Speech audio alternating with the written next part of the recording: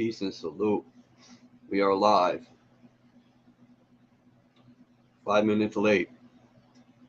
Better late than never. Hopefully everything sounds good. I got my little Braxis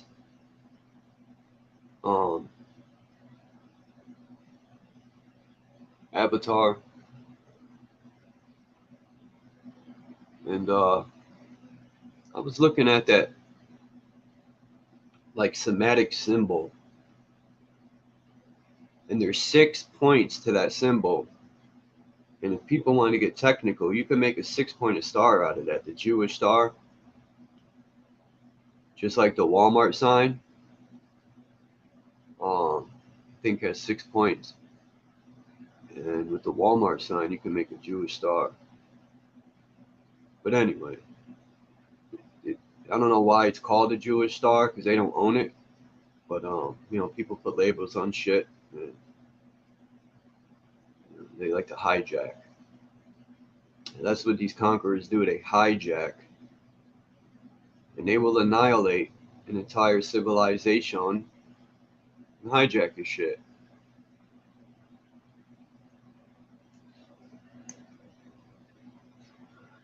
I've heard a lot of versions. I want to thank Boy for coming on yesterday and sharing that version of Jesus, because I've never looked at it that way. And that was very interesting. I've heard so many versions. But in the end, I still think, or shall I say in the beginning, I still think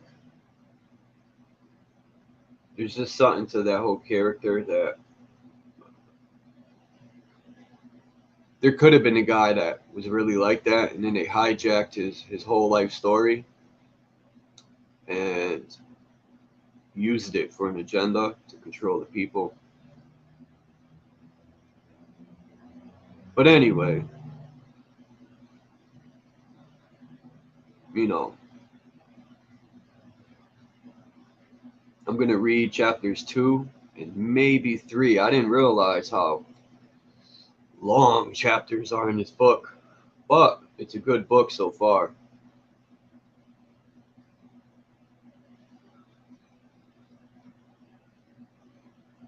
London Man, peace. Peace to AI, Paula, and London Man.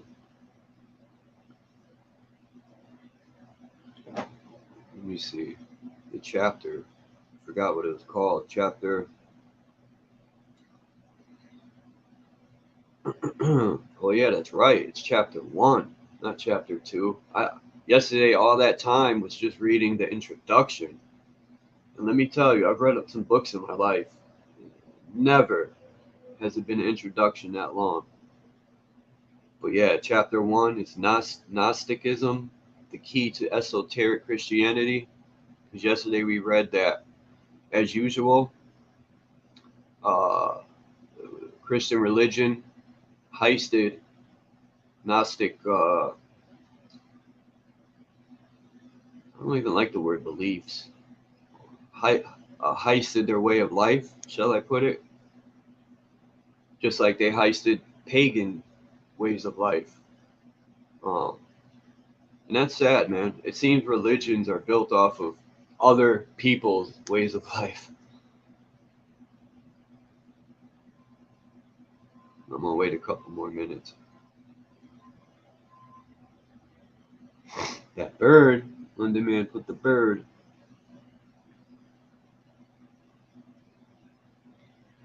I forgot the star system of the bird. That, damn, what was the name of it?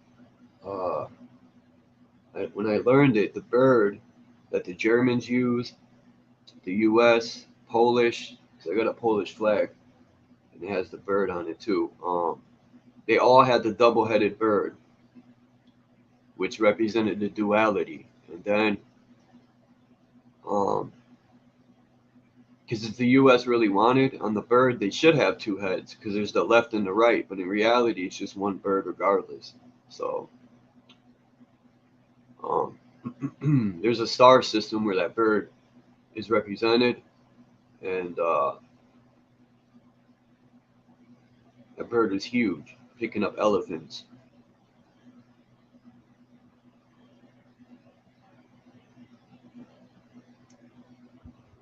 I caught some of your live, London Man, yesterday. I didn't even know you went live. On this tablet, it's cheap. It doesn't have, you know, like the option to see when people when it sends out invites and stuff, or it'll let you know people are live. This cheap old tablet don't have that on the YouTube app. I can't even upload. I have to go to I have to download the YouTube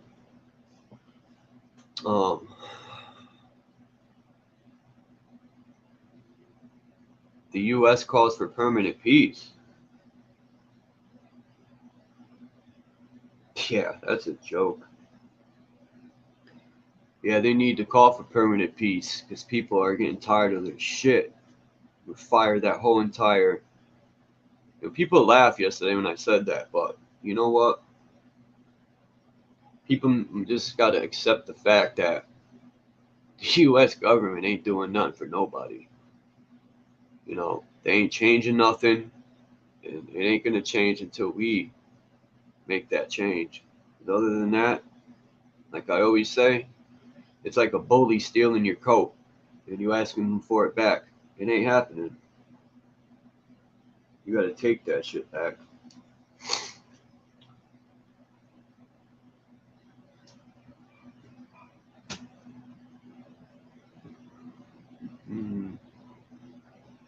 Well, how long I waited? 6, 7 minutes almost. And I don't play music because I'm tired of them putting that copyright thing next to my damn videos.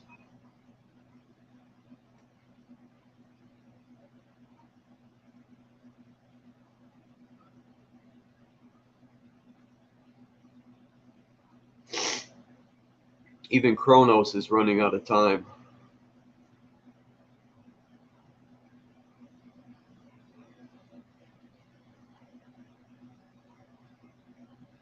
I'm going to run up on Satan's throne and smut out his right eye. Even Chronos, I said nobody's safe. Even Chronos is running out of time. Anyway, I'm going to read this chapter 1, Gnosticism, the Key to Esoteric Christianity. This is long too. I'm not looking forward to this for some reason. Just to be honest. But anyway, in the first century of Christian era, the intellectual world was extending its inquiries along the lines set down by teachings of Plato and Aristotle. Plato had set up the doctrine of causes. His philosophy was devoted to those larger and general truths, which may be defined collectively as universals. Through him, the conception of an organized universe was introduced to Mediterranean civilization. This organization originated in archetypes, that is, grand patterns and causes. These patterns, formed by the terms and elements of divine geometry, enclosed material life within a network of cosmic energies. Aristotle, reacting dramatically to the Platonic challenge, was endowed by nature with an organization of faculties which resented the dominion of intangibles. He did not deny the Platonic scheme of things and held that Plato's vision was unassailable, not necessarily because it was true, but because the elements involved were beyond the attack of intellectual criticism. Aristotle loved to argue, but argument about intangibles could not be conclusive. He could not win his argument on Plato's grounds. Seeking a more substantial footing, here we go with the noise. Seeking more substantial footing, Aristotle emphasized the significance of tangibles. Here was a sphere of obvious facts. There was room for argument in matters of implication, but the facts themselves were incontrovertible.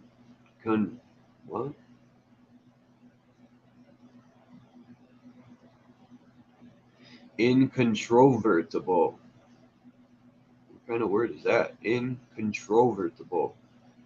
Thus he found security in the contemplation of the knowable. He set up an organization in nature by reducing the facts into reasonable extensions and categories. He challenged Plato to come down to earth and meet him on the level of things known. There is no indication that Plato accepted the challenge, although the men were in close association. There never was a complete meeting of the minds, and as a consequence, subsequent generations inherited a legacy of unfinished business. Universals were defined, particulars were organized and classified, but the interval between universals and particulars became a more and more important consideration. It was this interval between invisible causes and visible effects that burdened the intellectual world during the 1st century AD.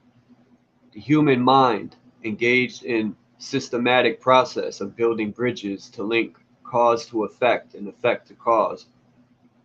The two extremes were in themselves irreconcilable. I think it's irreconcilable. Yeah, I think that's right. At least mentally. The two extremes were in themselves irreconcilable, at least mentally, but in nature itself they were reconciled. Oh, it's irreconcilable. There we go, that was the word. There must be an explanation to fit the facts. This was the broad challenge in the world of thought, and it resulted in the creation of a school of intellectuals who became the leaders of a revolutionary discovery in the sphere of a mind. This discovery produced Gnosticism, and the group supporting the new solution to the pressing dilemma was known as the Gnostics.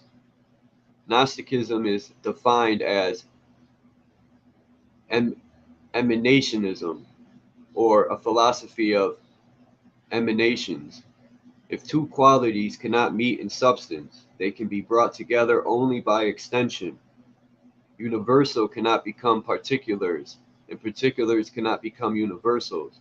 But the universal exists according to degrees, and particulars exist according to conditions.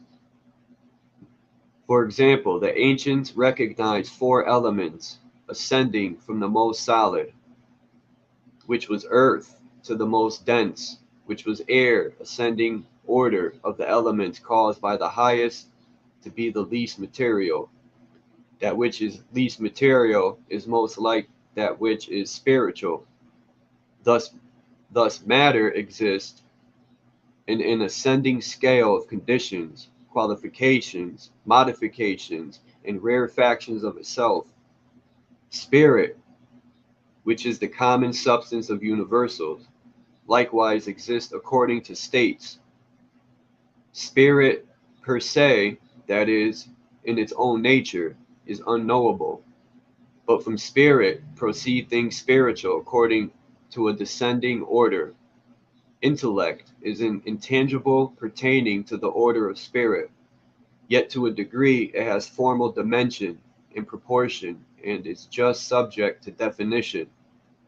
Energy, or force as it was known in old times, is likewise an extension of spirit, but this extension is subject to greater limitations than intellect because it is definable. All definitions define natures according to all limitations. Axiomatically, definition is limitation. A descending order of spiritual qualities, less spiritual as they depart from their own substance and cause, is therefore acceptable by the mind. Conversely, an ascending order of things, material, less material as they depart from their substance and source, matter, is also acceptable to the reason. What could be more reasonable, therefore, than to assume that two opposites can meet on a common ground? Of course, Emanationism assumes the existence of two co-eternal realities, one spiritual and the other material. This Aristotle would allow, for he regarded matter as immortal, without being beginning or end. He also accepted the eternity of spirit, the existence of two eternal principles, and dared Aristotle to the churchmen because they found in his doctrine the comfort they sought for their own belief in the eternity of good and evil and the endless warfare between God and the devil. A number of modern scientists are also inclined to favor Aristotle's philosophical anthropomorphism. I think it's anthropomorphism, whatever that is. Whether or not spirit exists belongs to the sphere of uncertainties, but the eternity of matter is a comforting thought for those seeking something permanent in an impermanent universe. Interesting speculation can result from such questions as, quote, is spirit the highest degree of matter? Or, quote, is matter the lowest degree of spirit? This brings complications. However, are spirit and matter qualities of one's essence differing only in degree? Or are they two utterly irreconcilable opposites for which no common denominator exists? If the two extremes are equally inevitable and indestructible, which is the superior? Has either any need for the other? Is the action of spirit upon matter a kind of cosmic incident or accident? And can matter modify spirit? The scholicists, that's a weird word. Sorry. The Scholatics.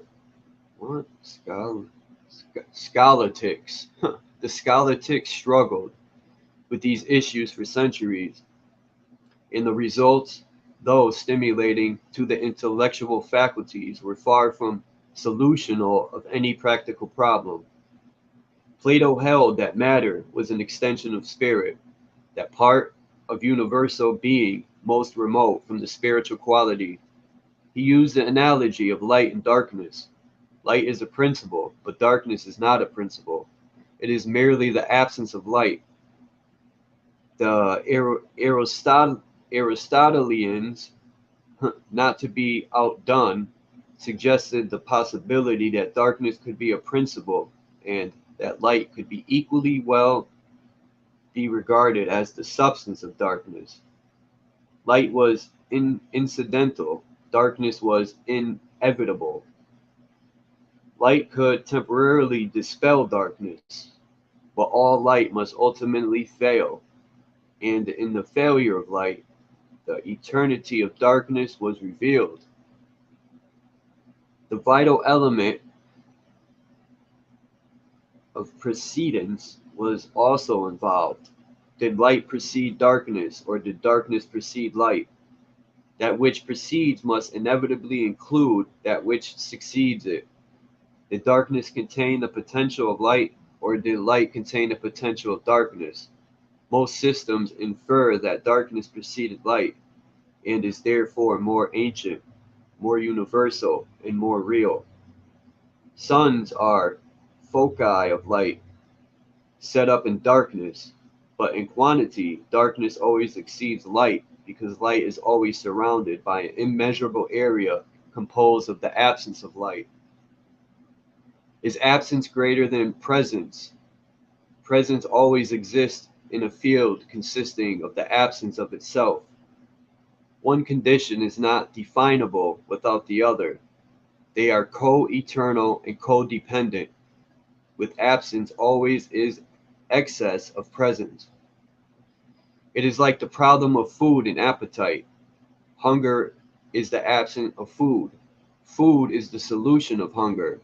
Food is real and definable. Hunger has no dimension or appearance, which then, in the reality, food will remove hunger, but only for the time being.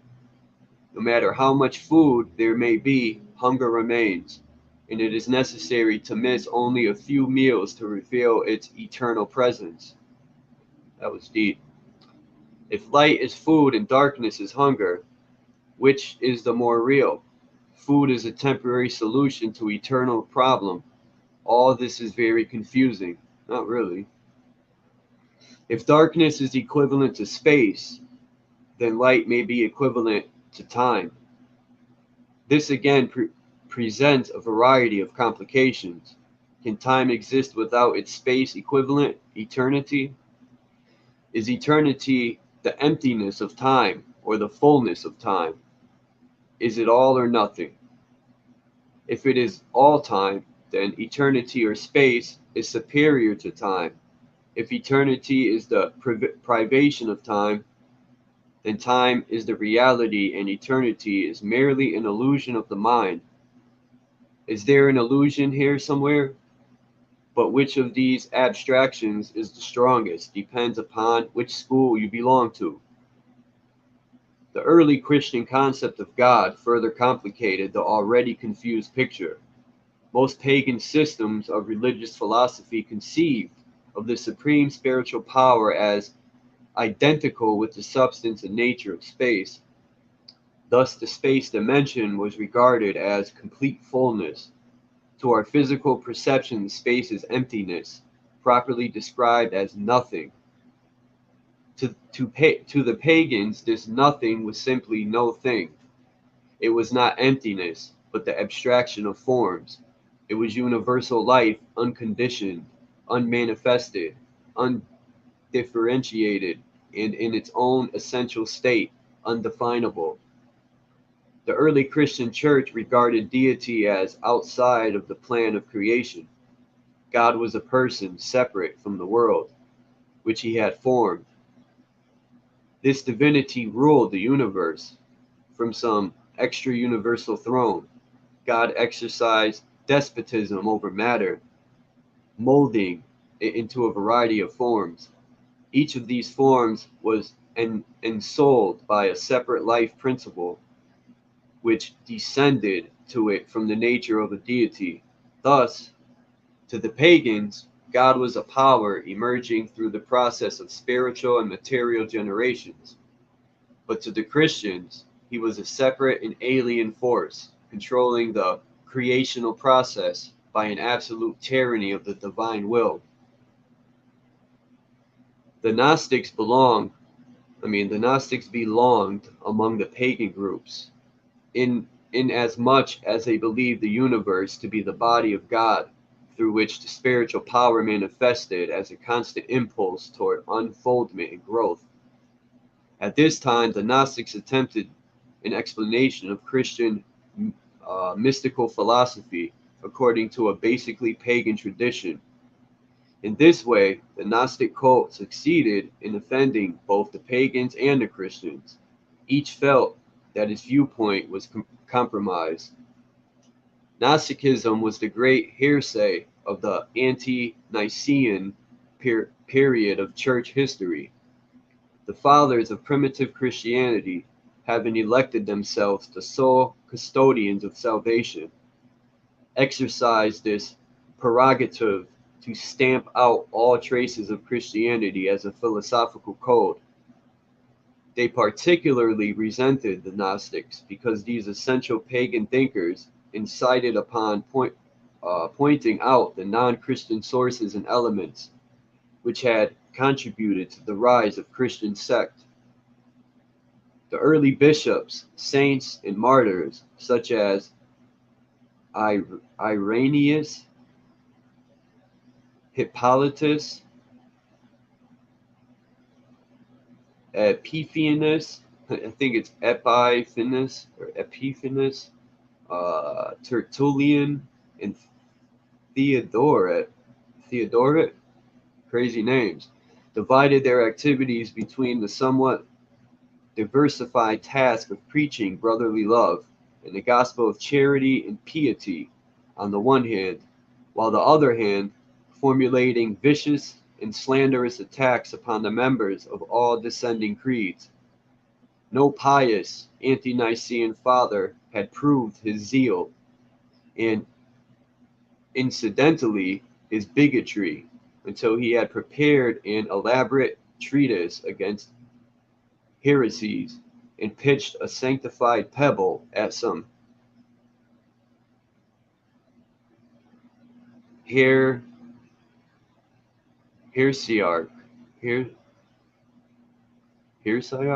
Heresiarch. I never heard of that word.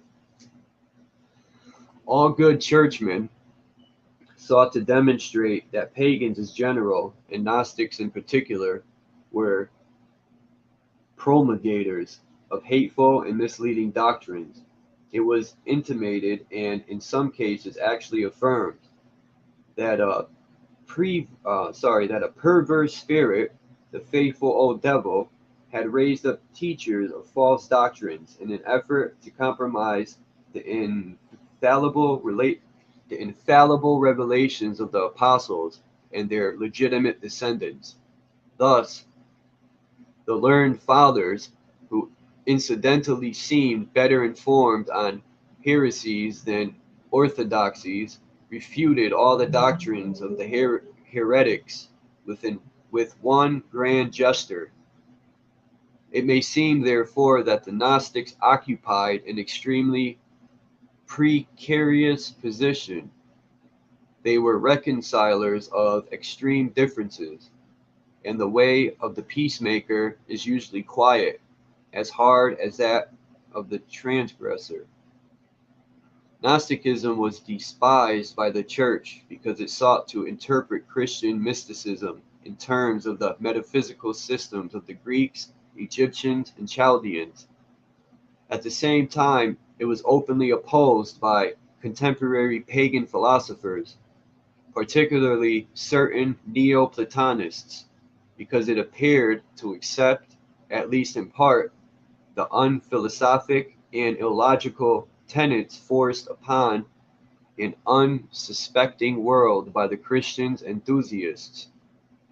Attacked from both sides and gradually crushed by the sheer weight of numbers, Gnosticism finally passed into limbo after a desperate struggle for existence over a period of several centuries. Strange to relate, Gnosticism is indebted to its enemies for the survival of certain of its teachings. Until comparatively recently, all the information available on the subject is preserved in the writing of those excited and irritable ante-Nicene fathers who went into elaborate details concerning the substance of the heresies they condemned. Although the Gnostics have vanished from the earth, the analogies which they established between Christian and pagan doctrines have proved invaluable to students of comparative religion. Among the names that stand out in the chronicles of Gnosticism, 3 are outstanding: Simon Magus, I think it's Basilides, that's a crazy name, Basilides, and Valentinus. They have been men of exceptional brilliance, for they were singled out by the church fathers as the objects of particular and conditioned persecution. Simon Magus, the Syrian Gnostic, was subjected to an essentially spiteful and unchristian tirade of abuse.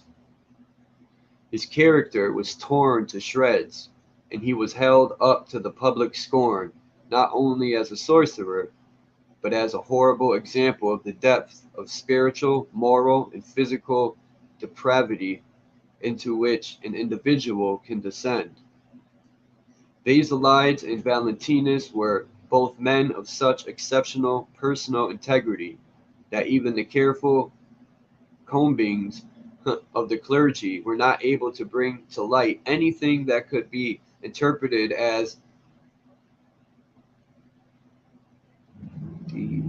depressatory. Yeah, depressatory. I don't know what that means. It was evident, therefore, that these philosophers were heresiarchs of the most dangerous kind. They were the more deadly because they concealed their diabolical perversities behind an appearance of virtue and integrity.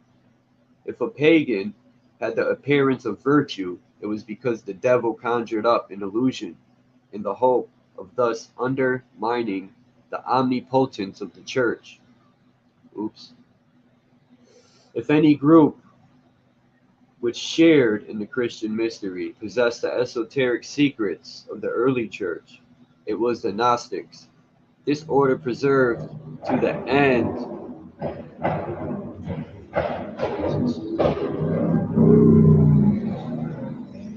never fails. This order preserved to the end of the high ethical and rational standards which confer honor upon the teaching. That was a Christian on a bike. He's getting mad at what I'm saying. The most formidable adversaries to the temporal power of Christian theology. In summoning up the doctrine of Gnosticism, it is not possible to consider the numerous divisions which took place within the sect, nor the more intricate elements of its systems. From a simple cult, Gnosticism evolved into an elaborate and complex philosophy, uniting within its own structure the essential factor of several great religions. The central idea of Gnosticism was the ascent of the soul through successive stages of being. This doctrine probably originated in the astrology of Babylon, with this doctrine of a series of heavens, each under the rulership of a planetary god. The soul must ascend through these heavens and their gates by means of magical passwords delivered to the guardians of the doors.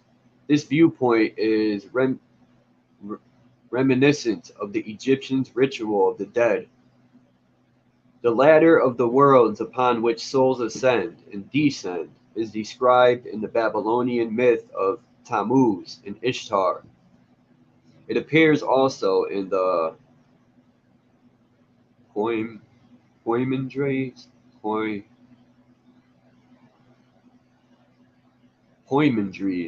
Dres, or Andres. You could be saying that wrong. Poimandres of Hermes. These names, man. Hermes, and it says Trimegistus, where 7 planetary governors sit upon the 7 concentric circles of the world through which souls ascend and descend. Here, likewise, is a symbolic of Jacob's ladder, the 9 royal arches of Enoch, and the 7 heavens of the revelations of St. John. The commentaries upon Muhammad's night journey to heaven describes how the Prophet of Islam, after climbing a ladder of golden cords hanging above the Temple of Jerusalem, passing through 7 gates at each of which stood one of the patriarchs of the Old Testament. There is much in Gnosticism to intrigue the Orientalist. Bartisans, the last of the great Gnostics, may have been influenced by Buddhistic metaphysics. This is particularly evident in part of the teachings of the cult in which Christ is described ascending through the 7 worlds on his way to physical incarnation. Like the Buddha, he ensouls a body on each of the 7 planes, thus literally becoming all things unto all men. The ultimate condition of consciousness to which Gnosticism aspires is also reminiscent of Buddha's doctrine. The soul is finally absorbed into an abstract state perfectly analogs to nirvana, so that the end of existence is conditioned of not being. Valentinus the Gnostic, in his vision of the order of creation, wrote, quote, I behold all things suspended in air by spirit, and I perceive all things wafted by spirit. The flesh I see suspended from soul, but the soul shining out of the air, and air depends upon ether, and fruits produce from bythos or profundity, and the foetus born from the womb.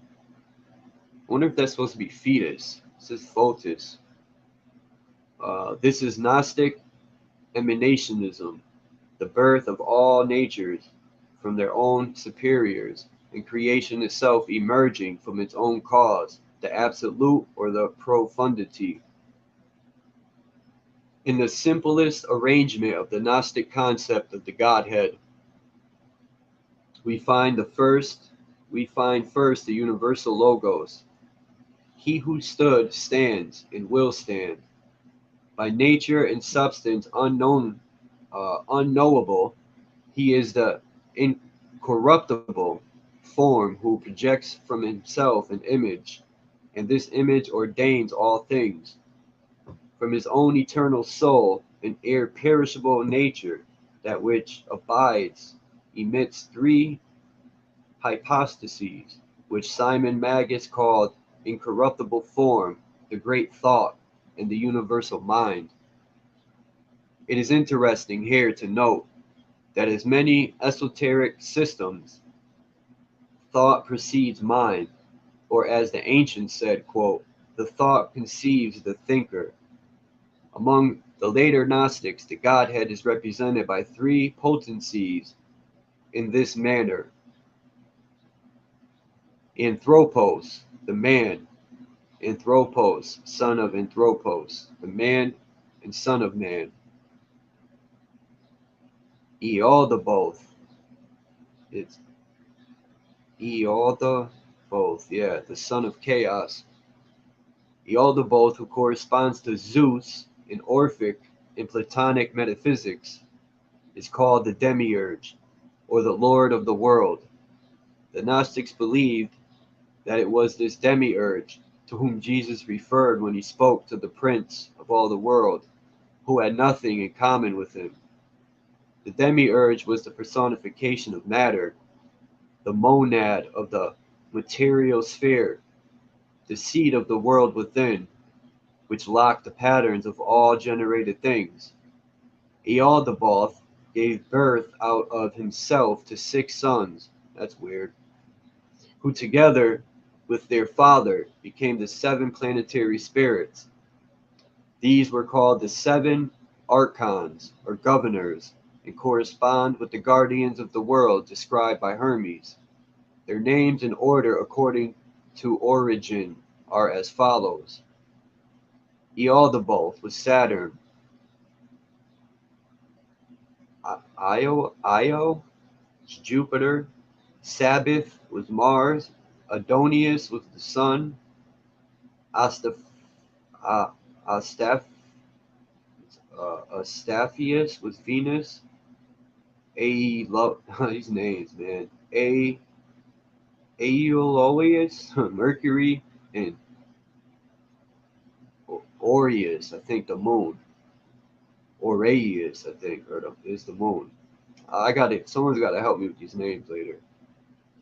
Here, Ealdaboth becomes the outer boundary of the solar system, the orbit of Saturn within which the other planets exist as embryos, an ascending order of powers.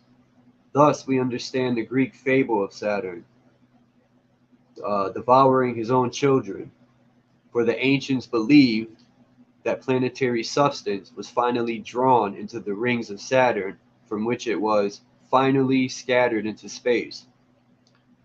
In the Hermetic allegory, the 7 guardians of the world, the builders, or Elohim of the Jews, were simply manifestors of divine purpose, in themselves neither good nor bad. According to the Gnostics, however, Ealdaboth and his 6 sons were proud of opposing spirits who, like Lucifer and his rebels, sought to establish a kingdom in the abyss, which should prevail against the kingdom of God. Hence, we find Ealdabaoth crying out triumphantly, quote, "There are no other gods before me," end quote, when in reality he is the least part of the triune Godhead, and behind him extends the spheres of the Father and the Son. In his rare and valuable text, The Gnostics and Their Remains by C.W. King, this guy got my initials, and C.W. King sums the Gnostic Genesis. His remarks are substance as follows: Sophia Achamonth, the generative wisdom of the world, was lowered into the abyss by beholding her reflection in the deep.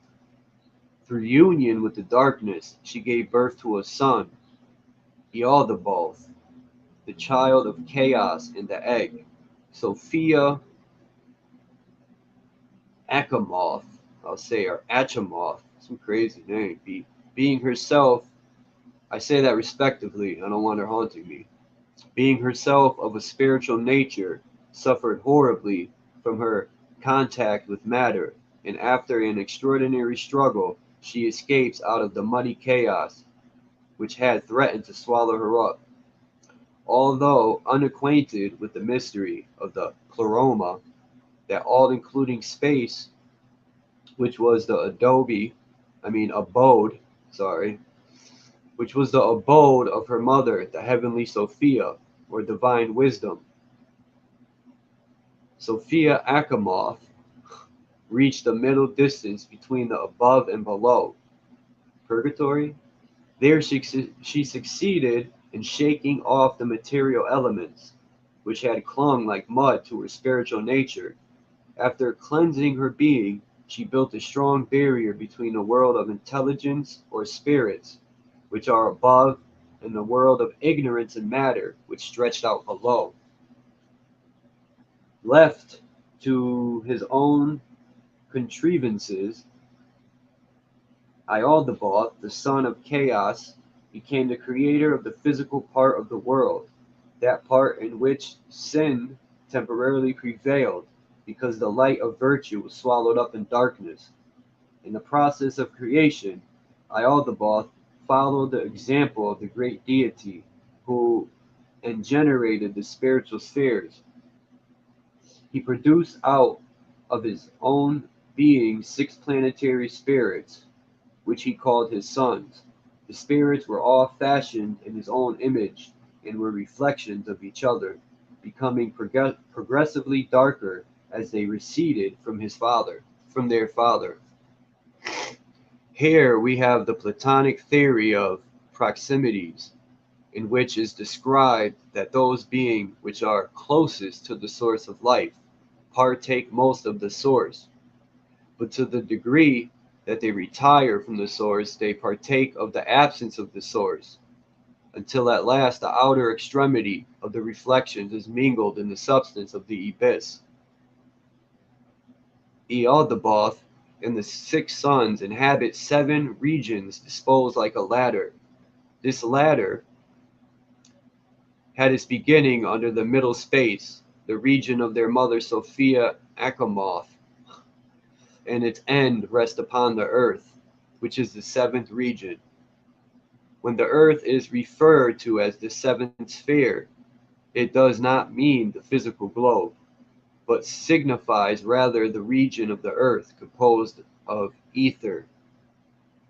Ealdabaoth, as may be inferred from his origin, was not a pure spirit, for while he inherited from his mother generating wisdom, instinct, and cunning, as well as intuitive realization of the universal immensity, he also received from his father matter, the qualities of ambition and pride, and these dominated his composition.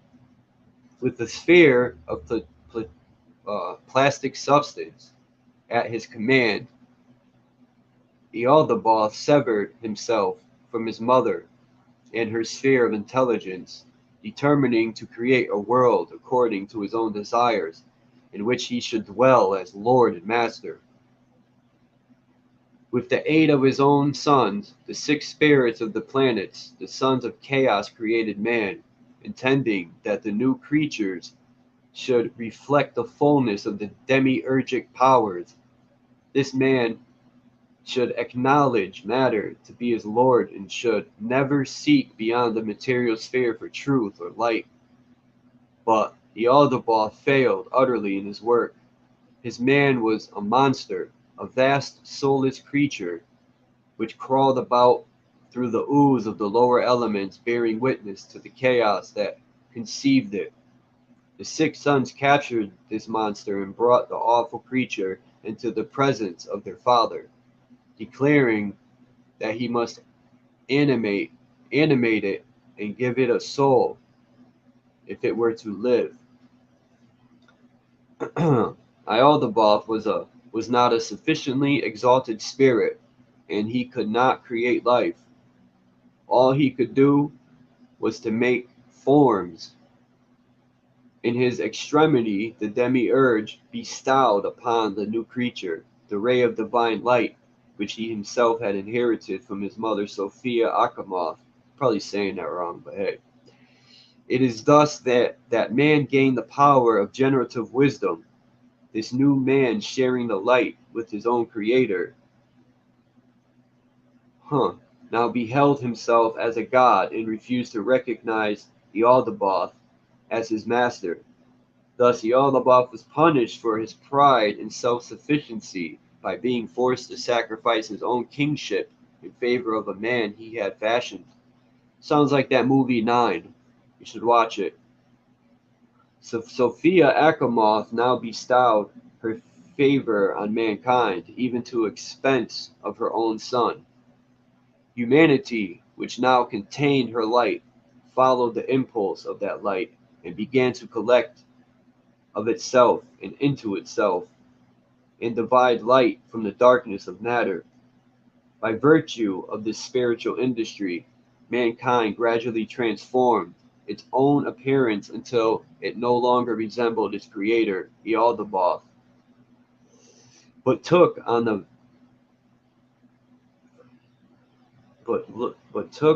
visage and manner of the Supreme Being. Anthropos, the primal man, whose nature was the substance of light, and whose disposition of the substance of truth. When Yaldabaoth beheld his creation greater than himself, his anger blazed forth with jealous rage.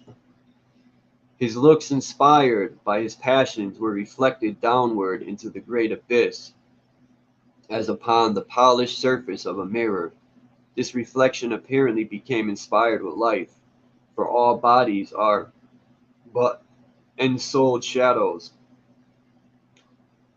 For all bodies are but ensouled shadows. And from the abyss arose Satan in the form of the serpent, the embodiment of envy and cunning. Realizing that man's power lay in the protection of his mother, Yaldabaoth determined to detach man from his spiritual guardian, and for this reason created about him a labyrinth of snares and delusions. In each sphere of the world grew a tree of knowledge.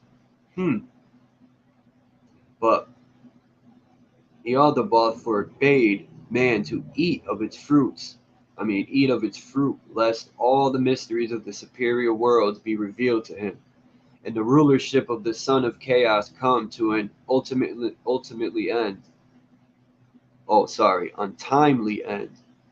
Sophia Achamoth, determined to protect the man who contained her own soul, sent her genius Ophis in the form of a serpent to introduce man to transgress the selfish and unjust commands of Yaldabaoth. Man, having eaten of the fruit of the tree, suddenly became capable of comprehending the mysteries of creation. Yaldabaoth revenged himself by punishing his first pair, Adam and Eve, for eating the heavenly fruit.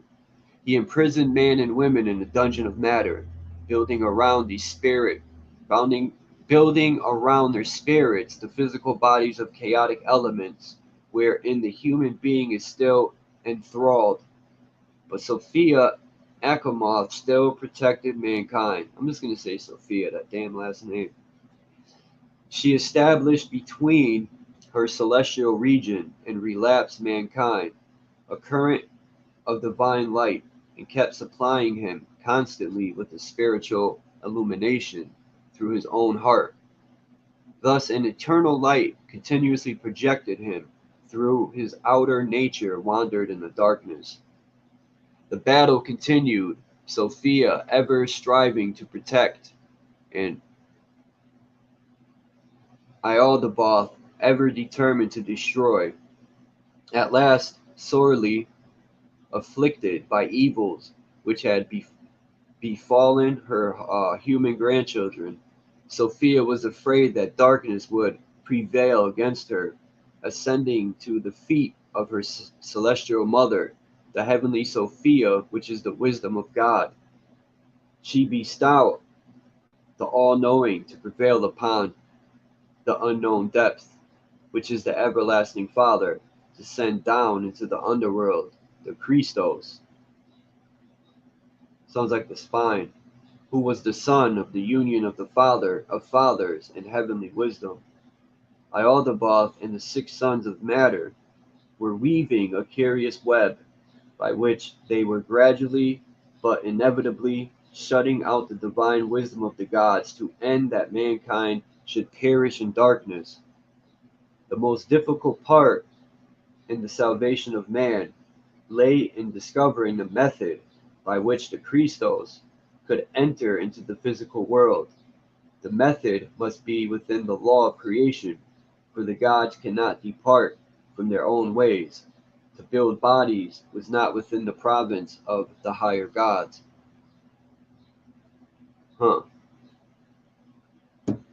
Therefore, Ialdabaoth himself had to be coaxed into creating, without knowing the end, a body to receive the soter. Sophia appealed the pride of the demiurge, and finally prevailed upon Ialdabaoth to prove his powers by creating a good and just man by the name of Jesus. When this had been accomplished, the soter Christos enveloped himself in a cloak of invisibility and descended through the spheres of the 7 archons. In each of the arches he summoned a body appropriate to the substance of the sphere, in this way concealing his true nature from the genii, or guardians of the gates. In each world he called upon the sparks of light to come out of the darkness and join him. Having united all the light of the worlds in his own nature, the Christos descended into the man Jesus at the baptism. This was the moment of the age of the great miracle. Ialdabaoth, having discovered that the soter, had descended incognito to thwart his purposes, stirred up the people against Jesus, and using all the forces of materiality as his command, he succeeded in destroying the body by which Christos was functioning in the material sphere. But before the soter departed from the earth, he implanted in the souls of just men an understanding of the great mysteries, and opened forever the gate between the lower and the higher universes. Theodoret thus completes the story. Quote, thence ascending into the middle space, he, Christ, sits on the right hand of Ialdabaoth, but unperceived by him, and there collects all the souls which shall have been purified by the knowledge of Christ. When he has collected all the spiritual light that exists in matter out of Ialdabaoth's empire, the redemption will all accomplish, and the world will be destroyed. Such is the meaning of the reabsorption of all the spiritual light into the pleroma of fullness, whence it originally descended. Gnostic Christianity conceived of salvation without benefit of exoteric clergy. Christ, the soter, was the highest priest, who by his DISSECT destroyed forever the older order of the world. Religion became a matter of internal adjustment.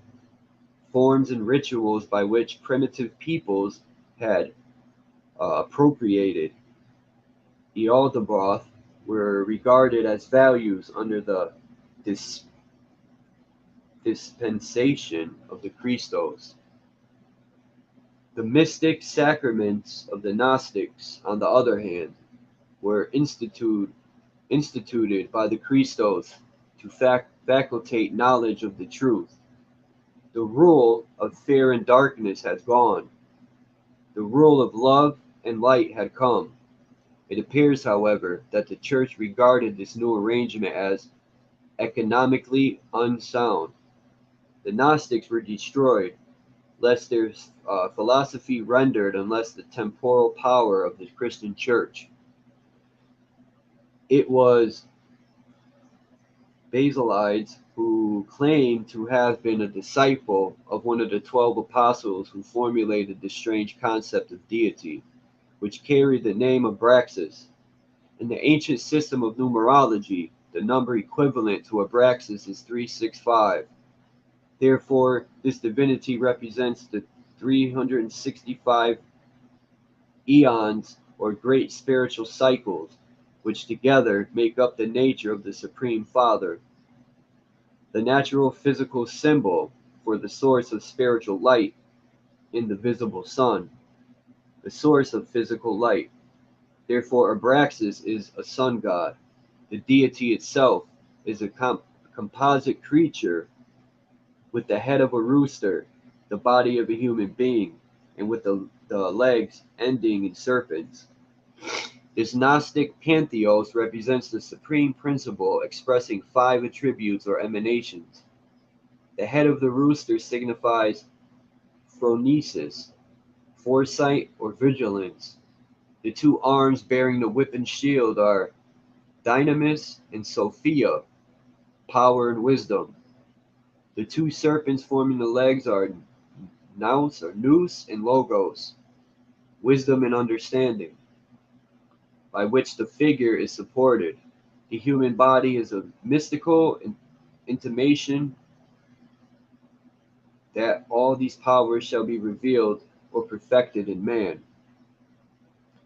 Although the early church did everything possible to exterminate the Gnostics, cupidity played a part in the survival of some of the holy relics. That cupidity, that greed.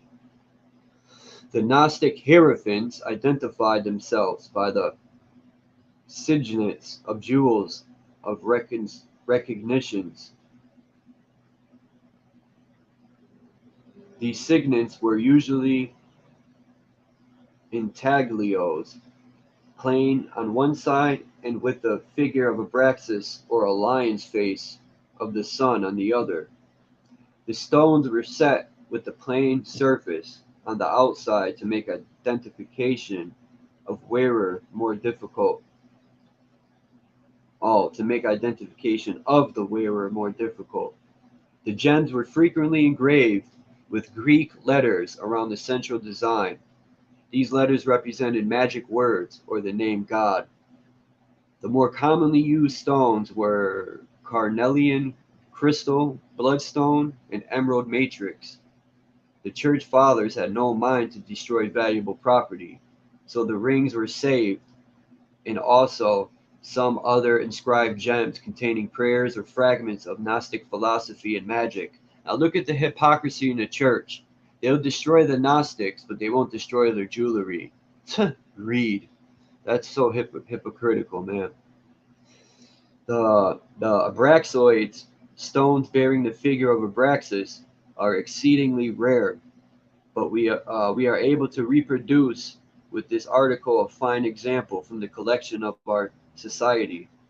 There are small collections of these gems in the bibliotheque. I don't know. The bibliotheque. I don't know. National in Paris and the Library of the Vatican at Rome. Gnostic intaglios date from the 1st, 2nd, and 3rd centuries of the Christian era. The Abraxoids originated in northern Egypt, and the strongest seat of the Egyptian Gnosis was the library city of Alexandria. The Gnostics were only one of several groups which attempted to reconcile pagan and Christian doctrines during the first 5 centuries. These groups incited that there was nothing essentially new in the Christian dispensation.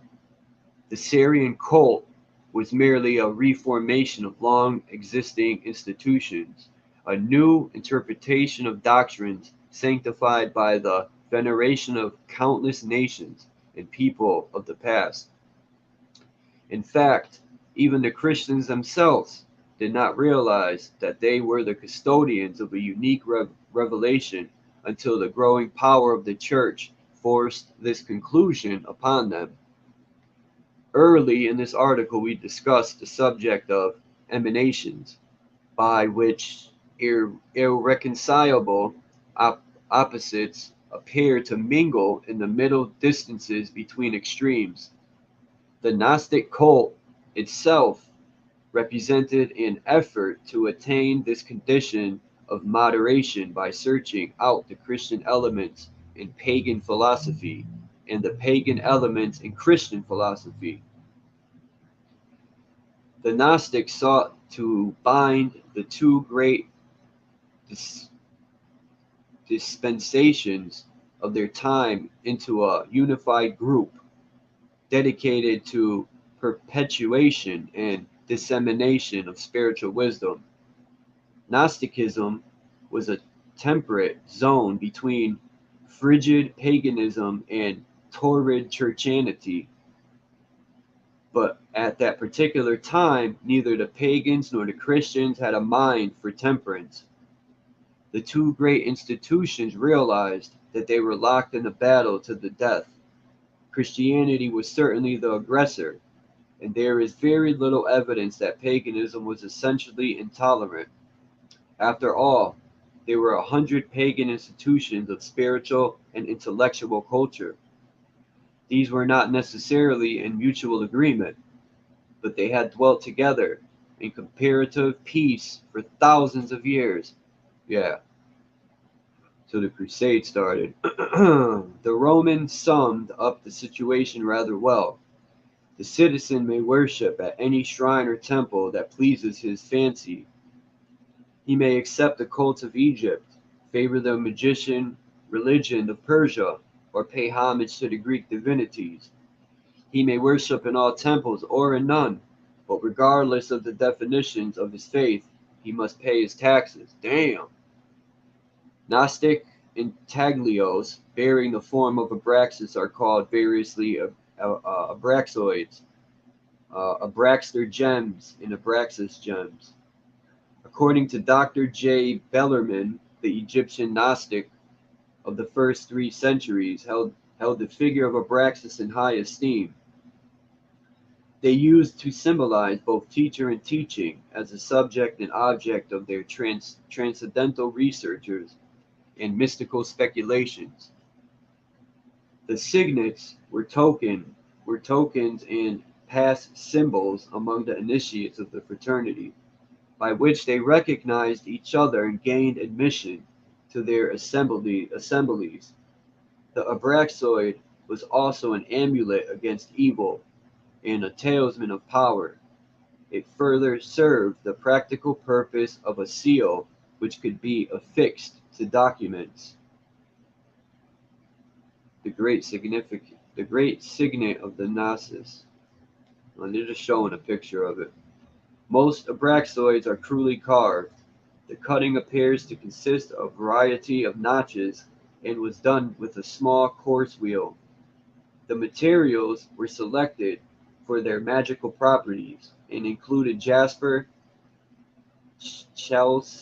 chalcedony, fibrous hemanite, and other substances of no great value.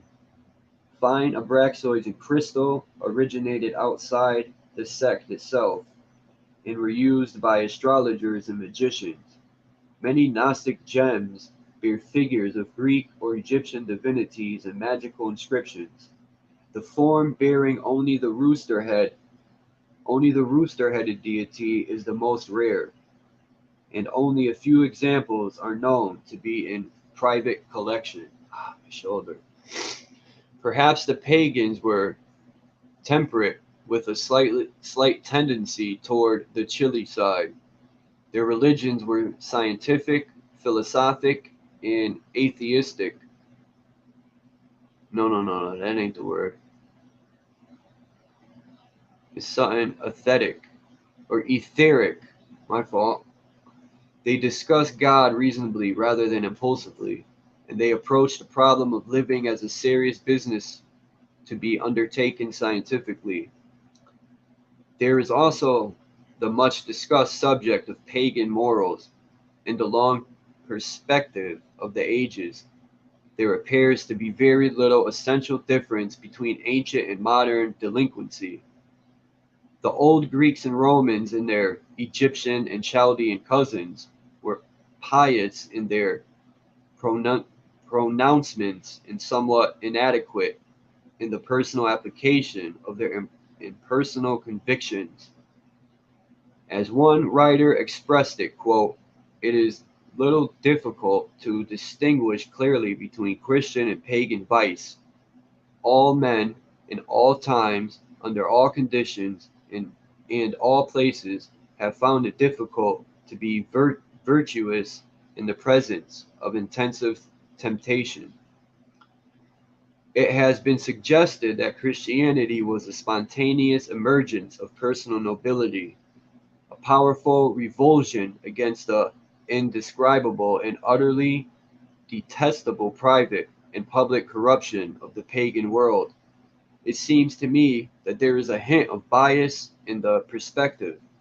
While the early church was gathering its strength for mighty works, paganism also was producing examples of high-mindedness and fineness of character equal to anything that the Christian could advance by way of comparison. From the period 500 BC to 500 AD, civilization received its priceless legacy of religious foundations, philosophical doctrines, scientific institutions, artistic and literary monuments, and enduring codes of laws, statutes, and regulations of human conduct. From medicine to astronomy, from architecture to poetry, from agriculture to ethics, human talents and abilities were being wisely directed toward what Lord Bacon describes as reasonable ends. During this period, the modern concept of democracy unfolded. Universal suffrage was advocated by the Roman Empire, and universal legitimacy was decreed. A Roman lady of the 2nd century had more legal standing than a modern woman living in the state of New York in the 19th or early 20th century.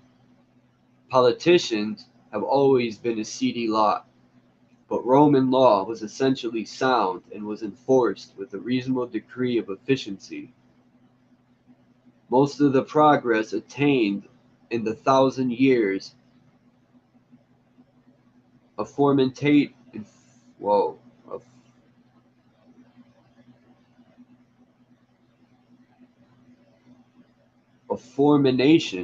was accomplished by pagan men and women. Hippocrates, the father of medicine, was a pagan. Oh, sorry, it's Hippocrates. I said Hippocrates. Hippocrates, the father of medicine, was a pagan. So likewise was Ptolemy, the father of geography. The multiplication table was given to us by a pagan, and the first Christian hymn was pagan music with new words. In the 4 centuries directly preceding the Christian era, the pagan world produced nearly 600 immortal leaders of human thought, human industry, and human achievement. Without these men, modern civilization would not exist. How many outstanding leaders of equal or approximate ability were produced in the first 4 centuries of a Christian-dominated Mediterranean civilization? We leave the reader to ponder this issue and discover, if he can, any such array of intellect outside of a circle of theological controversialists whose contributions were completely sterile. It is a little difficult to imagine that men of the caliber of Plato,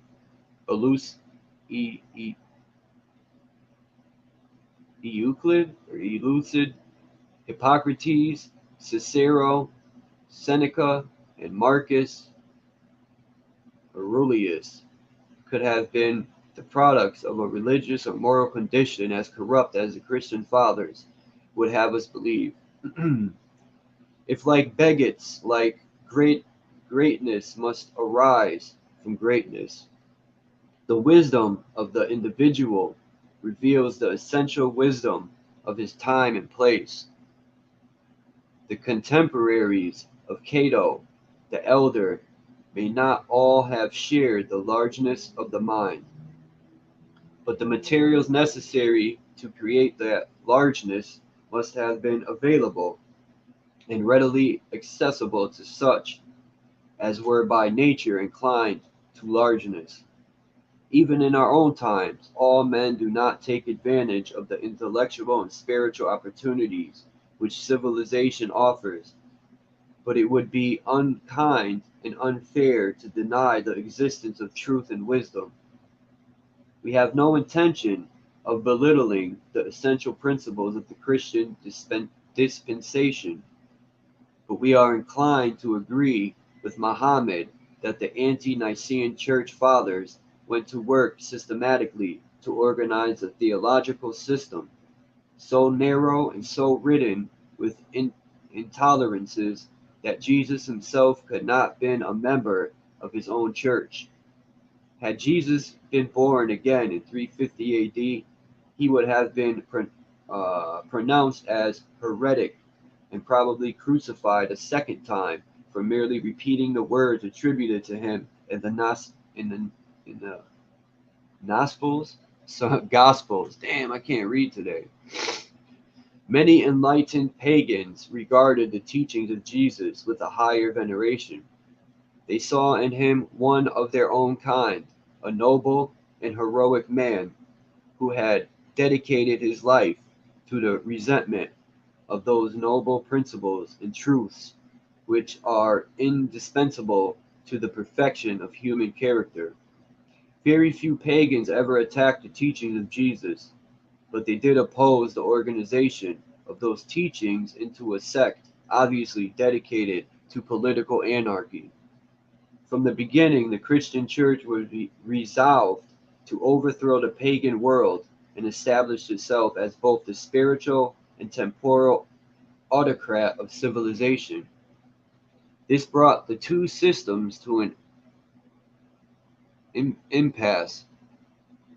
The struggle was no longer one for survival, but for complete and solitary domination. Groups like the Gnostic attempted solution through reconciliation. There was room in the world for more than one religion, and spiritual institutions professing identical purposes should be able to cooperate without ulterior motives. The pagan and Christian institutions should acknowledge their mutual independence and derive inspiration from each other. Intellectual controversies have little effect upon the natural process of life. It is impossible to conceive of a Christian or a pagan oak tree, or a Christian or pagan sunset. Men of all faiths are born, live their lives, useful or useless according to temperament, and having fulfilled their span, depart from the theater of this world in spite of a belief or unbelief. The garden of the pagan farmer flourishes with proper care, and the garden of the Christian farmer is also green if he uses the same industry. Both gardens fail by neglect. The rain falls upon the just and the unjust. The rain falls upon the just and the unjust, and belief or unbelief adds nothing to the statue of the man or the contents of his barns. The Christian's stomach ache and just as painful as pagan dyspepsia, and the prayers of the infidels are answered or unanswered exactly the same as the prayers of the most orthodox bigot. Why then should we become so concerned about what we believe? The richness to ourselves lies in the fact that we believe. Our personal acceptance is the reality of something supreme and beautiful, noble and wise. It is necessary to our personal security. The Buddhist finds peace in the shrines of his faith. The Shinto is reassured inwardly by the pilgrimage to a sacred mountain. The dervish finds God by dance and song. Each in his own way enjoys the benefit of spiritual consolation. There is no evidence in nature as to which faith has preferment. Religious controversies are peculiar to the human intellectual equipment. Animals have no interest in theology, but obey the law of their kind, deriving instruction from experience. Religion is necessary to man, but competitive theologies are neither necessary nor desirable. Religious prejudice, religious intolerance, and religious fanaticism are psychosis. They are irrational fixations which unbalance the reason. They are irrational fixations which unbalance the reason, and if uncorrected, may lead to incurable mental disease. There is a great deal of difference between a philosophical system and a theological system. Most philosophers are by nature fitted for abstract thinking. Their primary concern is to discover the universal plan as it operates through the symbolism of creation. They have no desire to stamp this plan with a signet of any creed, but through their contemplation they discover the grandeur of the world. This grandeur itself becomes their spiritual code. They are satisfied to accept the motion of the universal principle moving according to absolute and unchanging law. Their definition of virtue is derived through the observation of the operation of law upon the substances of nature. Philosophers may differ among themselves, but their differences do not prevent them from mingling as human beings bound together by a common realization of mental inadequacy and a redeeming sense of humor. Their attitudes can be estimated by the adaptation of their requirements of familiar saying, quote, "I disapprove of what you say, but I will defend to the death your right to say it." Theological systems are especially deficient in a sense of humor. In fact, with most of them, happiness itself is a mild form of heresy. Religions approach the wonders of creation emotionally rather than mentally. Instead of accepting the world as it is, the theologian is forever trying to inform the world in the terms of what he feels the world should be.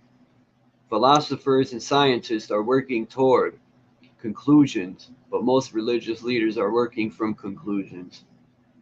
Possibly the difficulty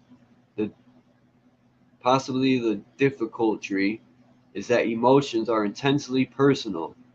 Emotional reflexes arise from our own reactions to the things that have happened to us.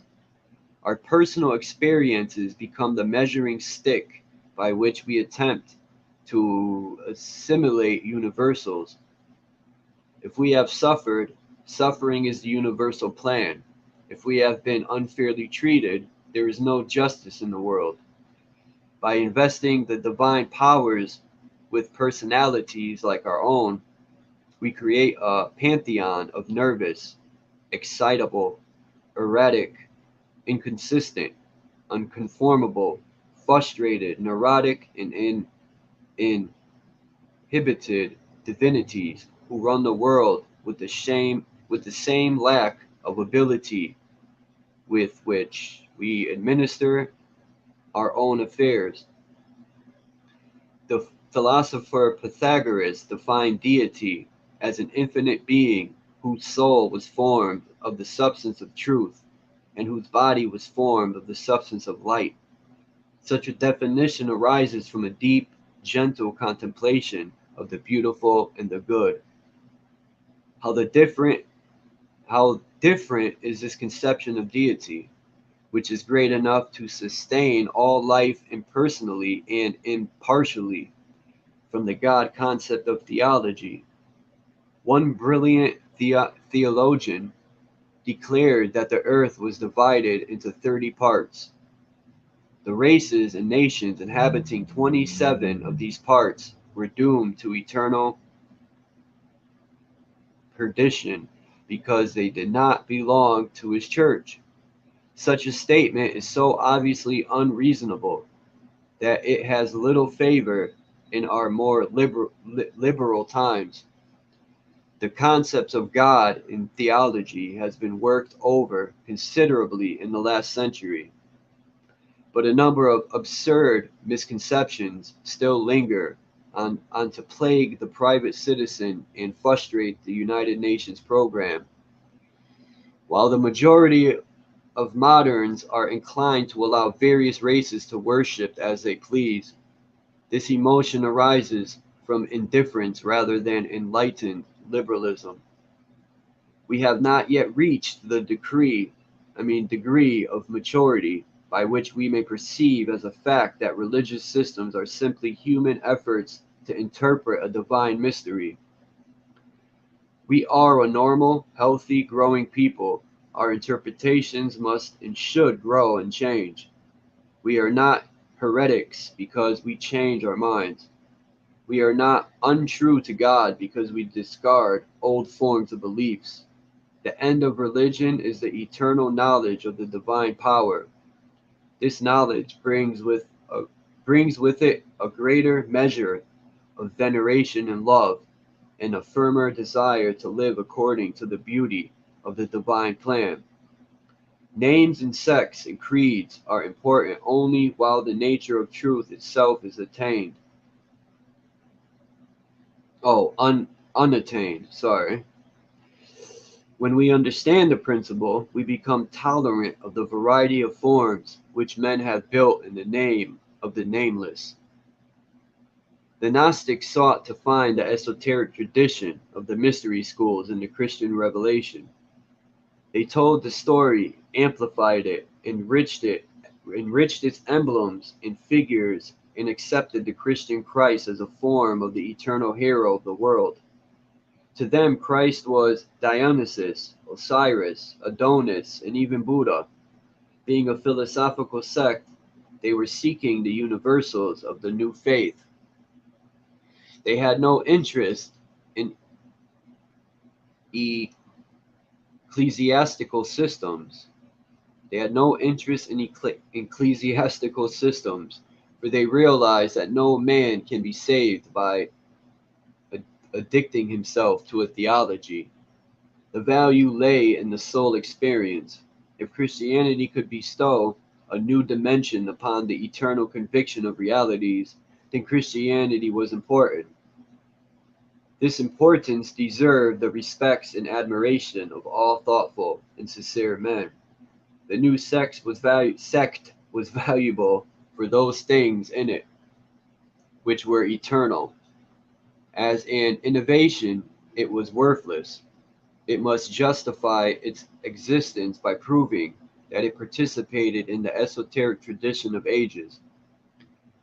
All the philosophical schools made use of the symbolism of Soter or higher priest of the inner mystery of salvation.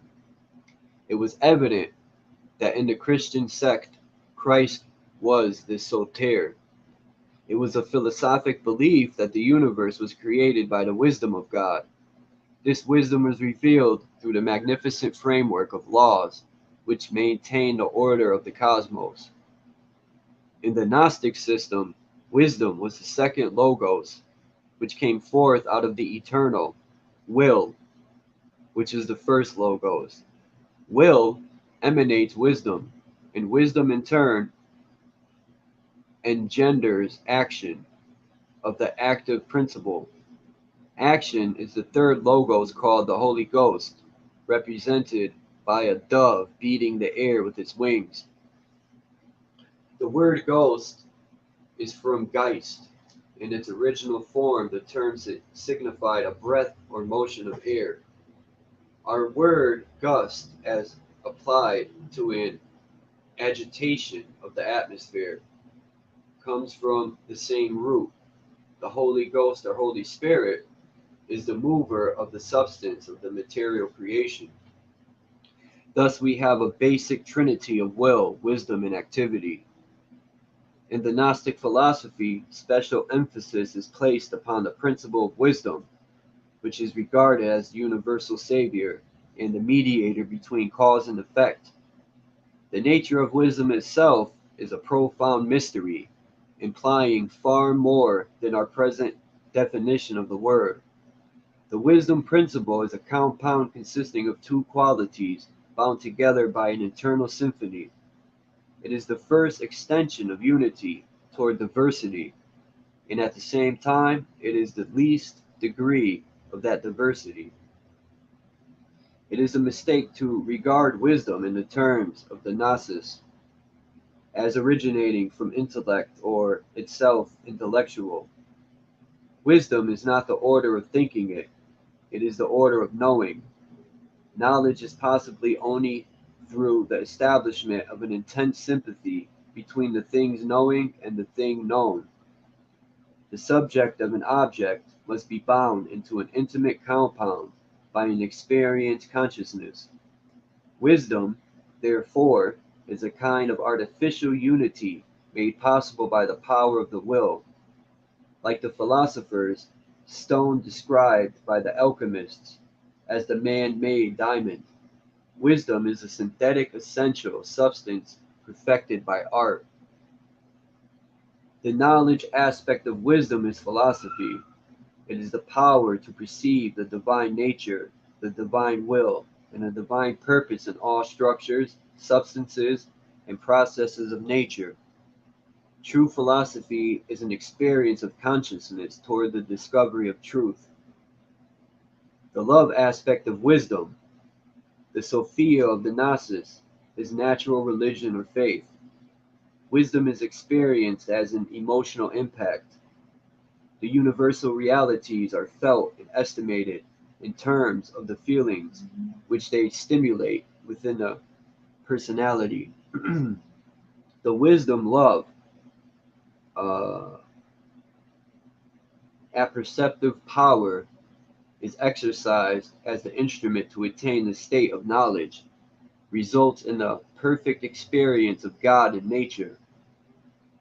As is usual with philosophical groups, the Gnostics were individualists and opposed to any intense program of organization.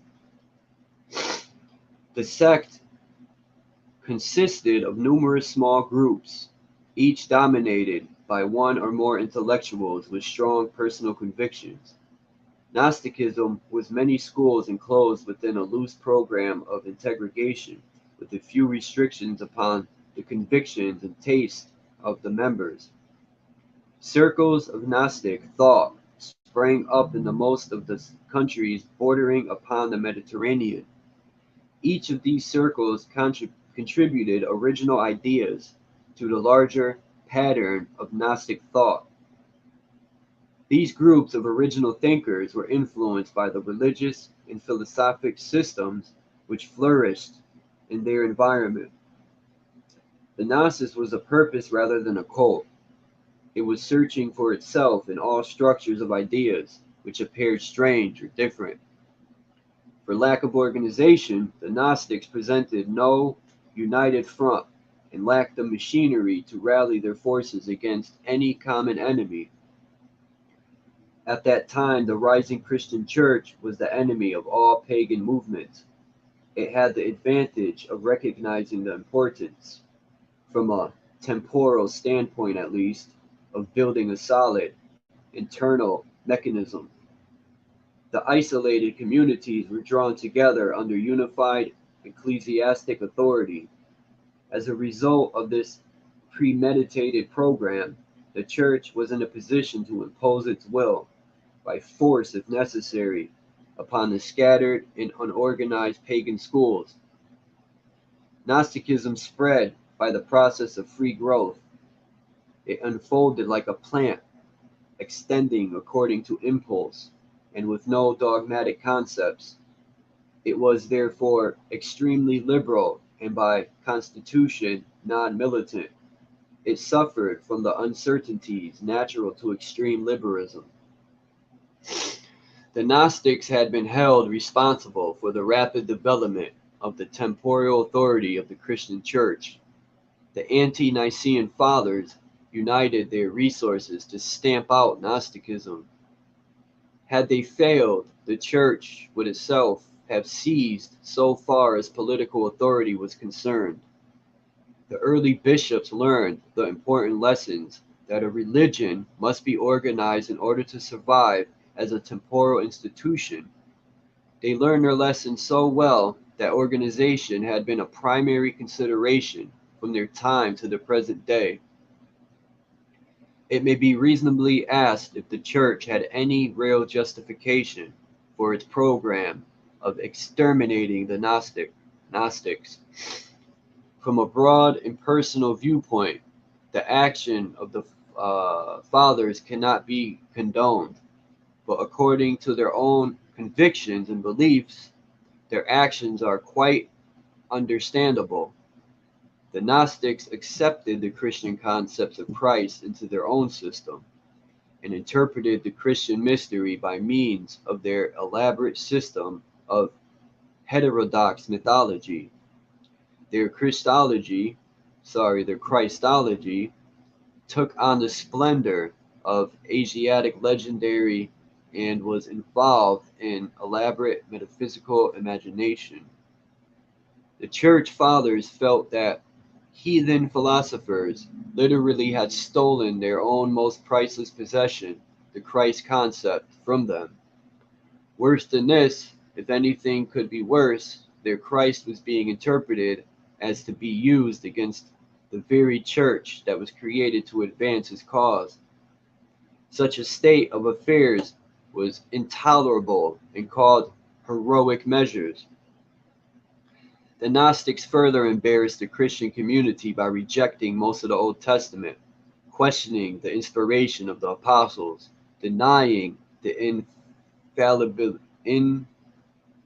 infallibility of the clergy, and selecting only St. Paul as a trustworthy authority. These critics had the brazen effrontery.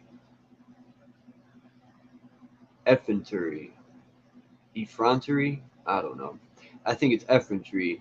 These critics had the brazen effrontery to select at pleasure from the storehouse of Christian lore, that which they accepted immediately lost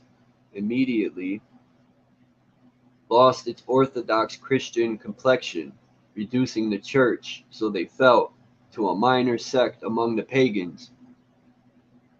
The devotee of the Christian were outraged and forgot their own differences long enough to meet this challenge with every means available. Numerically overwhelmed and out-organized, the Gnostics gradually faded from the view, to survive only as elements in later systems of thought. It is not easy to estimate the true proportions of a philosophy which survives principally in the writings of its opponents. We may be certain that no effort was made to present Gnosticism attractively. In the writings of the Church Fathers, furthermore, the Gnostics lost the confidence of the pagan historians because they incorporated certain elements of Christian symbolism into their own system. They were bitterly attacked by the Greek and Egyptian Platonists and were left without any informed apologists. Even the fragments which have descended to this time have to some degree been corrupted by unsystematic editors and translators. No outline of Gnosticism would be complete without a consideration of Marcion and the Marcionic churches. Marcion, who lived in the 2nd century AD, is believed to have been a wealthy ship owner in Sinope, who was converted from paganism and became an influential leader in the early Christian church. He traveled considerably and reached Rome in 140 AD. He was an original thinker and attempted to institute what he regarded as essential reforms in Christian theology. Although he contributed generously to the funds of the church, his ideas were rejected with such firmness, and as he regarded it, intolerance, that he drifted towards Syrian Gnosticism. His determination to reconvert the Christian church to what he held to be pure gospel never wavered, and he went so far to create a church of his own, which for a time threatened the survival of the Roman communion. Marcion was one of the first to recognize the basic inconsistency between the teachings of the Old and New Testaments. He criticized the Fathers for imposing the Mosaic disposition upon the moral and ethical teachings of the Messianic ministry. If the two books, the Old and New Testaments, had equal or even approximate sanctity, there could be but no one answer, and that was, there were two gods. The God of the Old Testament, Marcion called the just God, and the divine person of the New Testament, he called the good God. The just God was a God of wrath and vengeance, sitting in judgment over the world. This God demanded an eye for an eye and a tooth for a tooth, and only the blind, unquestioning, and complete obedience of his creation satisfied this universal autocrat. Excuse me. Damn.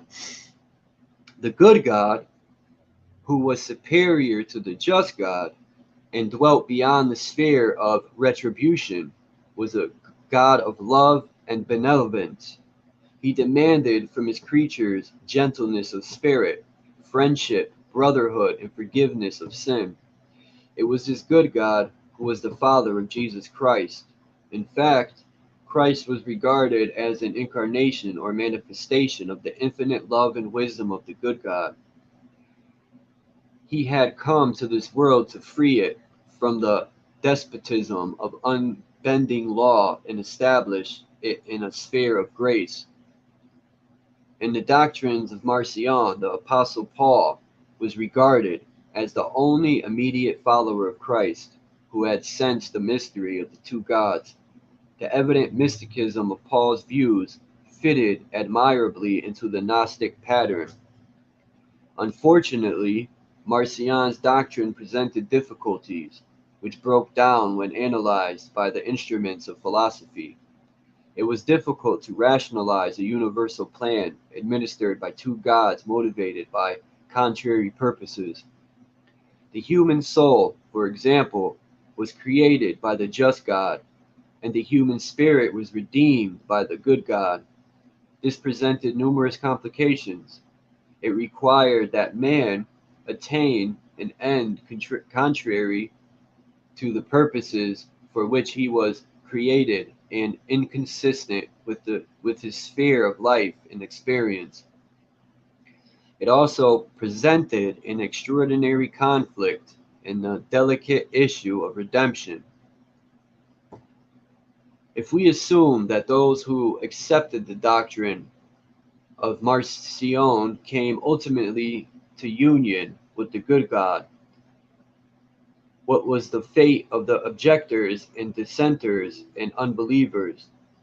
If a virtuous man chose to remain true to the just God, what was the ultimate state or reward? Did each of the deities preside over the Elysium, over in Elysium, and reward his believers? If so, there were two heavens. Such a contention in itself was doctrinally absurd. It is impossible to build a faith that will gain any numerical strength without assuming that the unbeliever is destined to ultimate misfortune. The Marcionic churches held for the most part that those who followed after the just God found no favor even in the eyes of their selected divinity, who rewarded them for their devotion only with perdition. It is customary to blame Marcion for having promulgated a fantastic theology, but in simple truth the fault lay not with him, but with the early church fathers. His mistake was that he took their twofold scripture and came to the only possible conclusion. The two testaments were different and inconsistent. Each taught a different concept of God. If both were inspired and infallible, then there must be two gods. The contradictions still exist, but theology has glossed them over, and the modern believer has made no effort to examine impartially the substance of the conflict. The God who hardened Pharaoh's heart is still hard to reconcile with the God of love described in the Pauline epistles. Marcion himself appears to have been a good and kindly man, sincerely desirous of taking the doctrine of vengeance out of the Christian dispensation. His communities attracted many gentle, kindly souls, and as time went on, they sought to heal the rift of the divine nature. In the end of Marcion's reduced the just God to a secondary state, making him a servant and an instrument of principle of good. It is important to note that the earliest inscription found upon a Christian place of worship is 320 AD, was over the doorway of Marcionic meeting place. The principal surviving text of the Gnostics prior to the discovery of the Nag Hammadi codices was the Pistis Sophia. The Pistis Sophia, which has been ascribed, probably without much justification, to Valentinus, who also lived in the 2nd century. Like Marcion, he finally broke away from the Christian church. Certainly the Pistis Sophia unfolds his system and should be attributed to Valentinian Gnosticism. The Coptic manuscript of the Pistis Sophia, known as the Askew Codex, is in the British Museum and has been assigned to the 4th century. It is possible, however, that it is somewhat later, that the manuscript presents important commentary material on the early Christian belief cannot be questioned. There is also considerable probability that it preserves legends and reports widely circulated during the 4th and 5th centuries. The text would indicate that an advanced degree of metaphysical speculation flourished in the Christian communities. A considerable part of the manuscript is concerned with esoteric instruction given to Mary Magdalene by Jesus himself. Gnosticism is a powerful link between the elaborate philosophical system of Asia and the mysticism of Syria and Egypt. As such, it offers a vast amount of material to students of comparative religion and esoteric philosophy. It also supplies many missing elements of the Christian story. and implies the existence of well-formulated esoteric tradition under the surface of early Christian theology. Phew. Woo! That was the longest chapter ever. I ain't even doing chapter 2. That was only chapter 1. Holy Moses. This guy can talk. Damn, that was one chapter.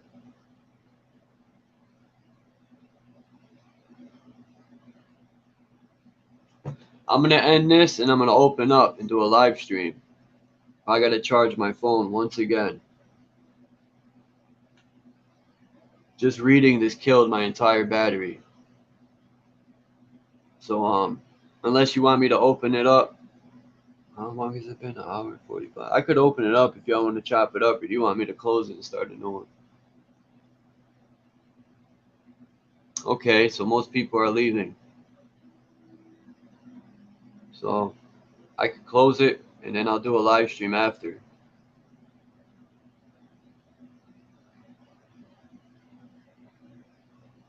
Like an hour. I'm gonna charge this bad boy all the way up.